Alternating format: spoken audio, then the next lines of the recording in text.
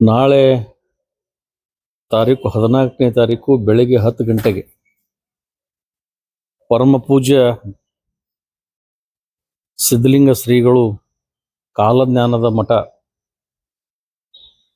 ಇತಿಹಾಸದಲ್ಲಿ ಕಾಲಜ್ಞಾನದ ಬಗ್ಗೆ ಇಡೀ ರಾಜ್ಯಕ್ಕೆ ನಮ್ಮ ಭಾರತ ದೇಶಕ್ಕೆ ಒಳ್ಳೆಯದಾಗಲಿ ಅಂತಕ್ಕಂಥ ಒಂದು ದೊಡ್ಡ ಪ್ರಮಾಣದಲ್ಲಿ ಒಂದು ಪೂಜೆಯನ್ನು ಇಟ್ಟುಕೊಂಡು ಸೋಲಾಪುರ ರೋಡ್ದಲ್ಲಿ ಇರ್ತಕ್ಕಂಥ ಇವತ್ತು ಜಗದ್ಗುರು ರೇಣುಕಾ ವಿಜಯ ಕಲ್ಯಾಣ ಮಂಟಪ ಅಂತಕ್ಕಂಥ ಹೊರ್ತಿಯಲ್ಲಿ ಇವತ್ತು ಪ್ರಥಮವಾಗಿ ಮೊದಲನೇ ಸಲ ಬಿಜಾಪುರಕ್ಕೆ ಬಂದು ಕಾಲಜ್ಞಾನದ ಬಗ್ಗೆ ಹೋಮ ಹವನವನ್ನು ಮಾಡಿ ಇವತ್ತು ಎಲ್ಲರಿಗೂ ಒಳ್ಳೆಯದಾಗಲಿ ಅಂತಕ್ಕಂಥ ಬಯಸಕ್ಕಂಥ ಪರಮ ಪೂಜ್ಯ ಷಡಸ್ಥರ ಬಮ್ಮಿ ಸಿದ್ಧಲಿಂಗ ಶಿವಾಚಾರ್ಯರು ಬಹಳ ಇವತ್ತು ನಮಗೆ ಬಹಳ ಸಂತೋಷದ ತಂದಿದೆ ಅಂತಕ್ಕಂಥ ಮಾತನ್ನು ಈ ಸಂದರ್ಭದಲ್ಲಿ ನಾನು ಹೇಳಲಿಕ್ಕೆ ಬಯಸ್ತೀನಿ. ನಾಳೆ ಬೆಳಗ್ಗೆ 10 ಗಂಟೆಗೆ ನಡೀತಕ್ಕಂಥ ಈ ಕಾರ್ಯಕ್ರಮದಲ್ಲಿ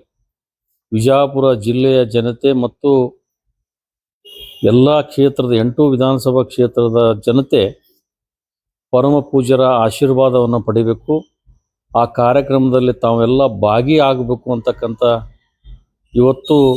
ನಾನು ಮೊದಲನೇ ಸಲ ಅವರಿಗೆ ನಾನು ಭೇಟಿಯಾದಾಗೆ ಅವರ ಬಾಯಿಲೆ ಬರ್ತಕ್ಕಂಥ ಒಂದೊಂದು ವಿಷಯಗಳನ್ನು ನಾನು ನೋಡಿದೆ, ಬಹಳ ಒಂದು